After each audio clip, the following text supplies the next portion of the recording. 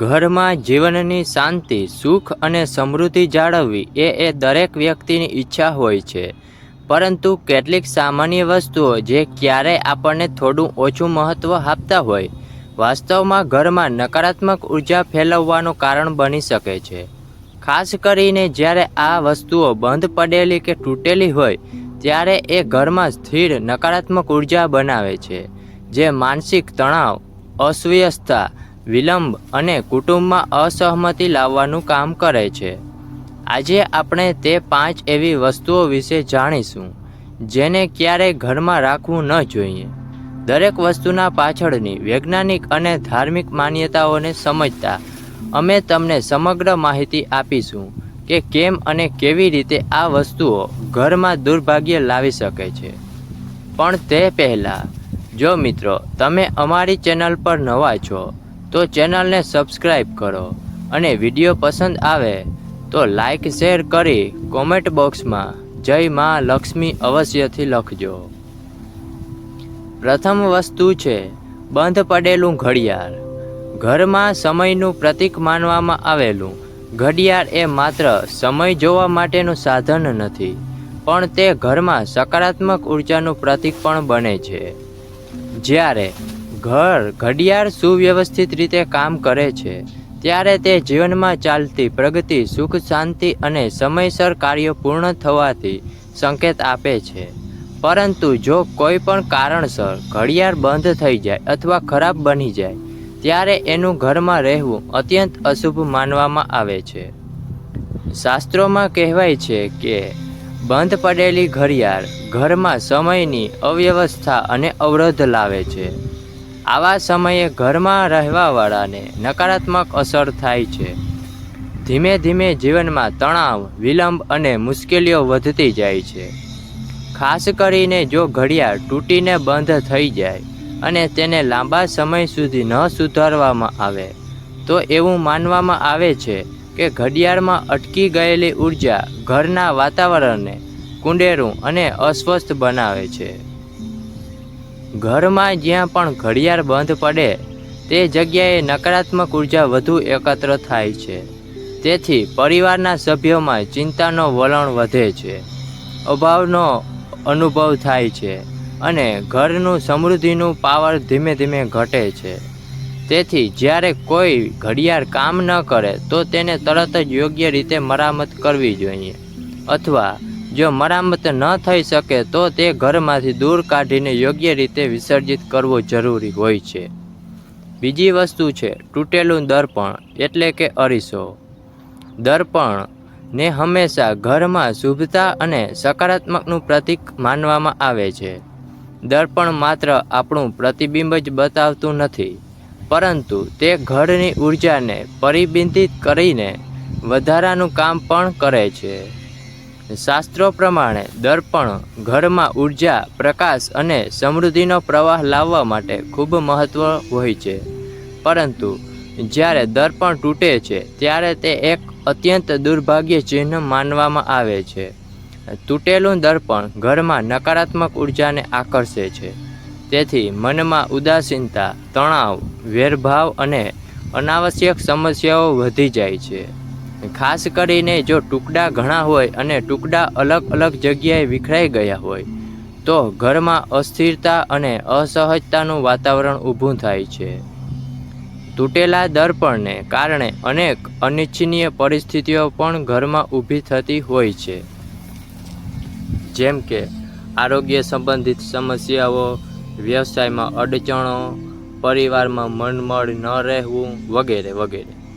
માન્યતા છે કે તૂટેલું દર્પણ મનુષ્યના જીવનમાં અંધકાર અને અવરોધ લાવે છે, જેથી ધીરજ ઘટે છે અને જીવનમાં સ્થિરતા જળવાઈ રહેતી નથી.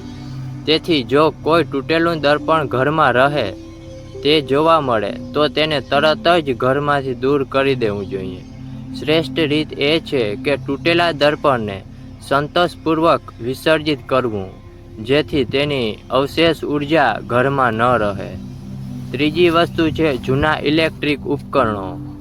આજના આધુનિક જીવનમાં ઇલેક્ટ્રોનિક ઉપકરણો ખૂબ જ ઉપયોગી છે, જેમ કે પંખા, television, refrigerator, washing machine, mixer અને અન્ય ઘણા સાધનો. પરંતુ જ્યારે આ સાધનો ખરાબ થઈ જાય કે લાંબા સમયથી બંધ પડેલી સ્થિતિમાં રહે ત્યારે તે ઘરમાં નકારાત્મક ઉર્જા ફેલાવે છે. શાસ્ત્રો પ્રમાણે વીજળી ઉપકરણો ઘરના ઉર્જા પ્રસારણમાં મુખ્ય ભાગ ભજવે છે. જો આ ઉપકરણો સારા માળખા અને સમયસર કામ કરે તો તે ઘરમાં સુખ, સમૃદ્ધિ અને સકારાત્મક ઉર્જાનો પ્રવાહ જળવાઈ રહે છે. પરંતુ જ્યારે ઉપકરણ ખરાબ બની જાય, બંધ રહે અથવા અધૂરું કાર્ય કરે ત્યારે એ ઉર્જાનો અવરોધ બની જાય છે. આ ઉપરાંત તે માન્યતા છે કે આવા ઉપકરણોથી ઘરમાં વીજળી, તણાવ, દુર્ભાગ્ય, નકારાત્મક વિચારશક્તિ અને ક્યારેક વિવાદ પણ ઊભો થાય છે. કારણ કે વીજળી સંબંધિત ઉપકરણો જ્યાં સુધી પૂરતી રીતે કામ કરે છે ત્યાં સુધી ઘરના બધા સ્થળો પર ઉર્જા સહજ રીતે વહેતી રહે છે. પરંતુ જ્યારે એ ઉપકરણો અટકાઈ જાય છે તો ઘરમાં ઉર્જાનો સંચાર અટકી જાય છે. સૌથી સારો ઉપાય એ છે કે ખરાબ થયેલા ઉપકરણોને તરત જ દૂર કરીને નવા અથવા કાર્યક્ષમ ઉપકરણોથી બદલી દેવા જોઈએ. જો મરામત શક્ય ન હોય તો તેને યોગ્ય રીતે વિસર્જન કરવો પણ જરૂરી છે. ખાસ કરીને ઘરમાં લાંબા સમયથી બંધ રહેલા ઉપકરણોને સમયસર તપાસવું અને યોગ્ય રીતે વ્યવસ્થા કરવી ઘરમાં સકારાત્મક વાતાવરણ માટે જરૂરી છે. ચોથી વસ્તુ છે સડેલી અને સુકાઈ ગયેલી ખાદ્ય સામગ્રી. ઘરમાં ખાદ્ય સામગ્રીનો સાચો વ્યવસ્થાપન અતિ મહત્વપૂર્ણ છે. ખાસ કરીને જે ખોરાક ખરાબ થઈ ગયો હોય, સડતો હોય અથવા ઘણા દિવસથી પાણી વગર સુકાઈ ગયો હોય તેને ઘરમાં રાખવો ખૂબ જ અશુભ માનવામાં આવે છે. શાસ્ત્રોમાં કહેવામાં આવે છે કે સડેલી ખોરાકની વસ્તુઓ ઘરમાં નકારાત્મક ઉર્જાને આમંત્રણ આપે છે. આવા ખોરાકમાંથી ન માત્ર ગંદકી અને બેક્ટેરિયા ફેલાય છે પણ અશુભ ગંધ પણ ઘરના વાતાવરણને ખરાબ બનાવે છે. તે કારણે ઘરના સભ્યોમાં આરોગ્ય સંબંધિત સમસ્યાઓ વધી શકે છે, જેમ કે પેટના રોગો, તાવ, એલર્જી વગેરે. ધ્યાનમાં રાખવાની બાબત એ છે કે ખાસ કરીને રસોડામાં ખાદ્ય સામગ્રીનું નિયમિત નિરીક્ષણ કરવું જરૂરી છે. જો ખોરાકમાં બદબૂ આવી ગઈ હોય, ચેપ લાગ્યો હોય કે પાણી વગર ઘણો દિવસ સુકાઈ ગયો હોય તો તેને તરત જ કચરામાં વિસર્જિત કરવો જોઈએ. આ રીતે તે ઘરમાં પોઝિટિવ ઉર્જાના પ્રવાહને બગાડતો નથી. માન્યતા મુજબ સડેલી ખાદ્ય સામગ્રી ઘરના અશુભ દર્શનનું પણ સંકેત છે. આમ આવા માલને લાંબા સમય સુધી ઘરમાં રાખવાથી નફરત, તણાવ, નિરાશા અને ઊંચા ખર્ચના કારણ બની શકે છે. પાંચમી વસ્તુ છે તૂટેલા કે જૂના બિનજરૂરી કપડાં. ઘરમાં કપડાં ખૂબ જ મહત્વપૂર્ણ સ્થાન ધરાવે છે, કારણ કે તે માત્ર શરીર ઢાંકવા માટે જ નહીં પણ ઘરની સુંદરતા અને વ્યવસ્થાને પણ વધારતા હોય છે. પણ જો જૂના કપડાં લાંબા સમયથી ઘરમાં બંધ પડે હોય, ભેળા પડ્યા હોય અને ઉપયોગમાં ન આવ્યા હોય તો તે ઘરના પોઝિટિવ ઉર્જા પ્રવાહ માટે ઘણો નુકસાનરૂપ બને છે. શાસ્ત્રો અનુસાર કપડાં પણ ઘરના ઉર્જા પરિવહનમાં મહત્વપૂર્ણ ભૂમિકા ભજવે છે. જે કપડાં લાંબા સમયથી ઉપયોગમાં ના આવતા બંધ રહે છે તે ઘરમાં સ્થિર નકારાત્મક ઉર્જા એકત્ર કરી દે છે.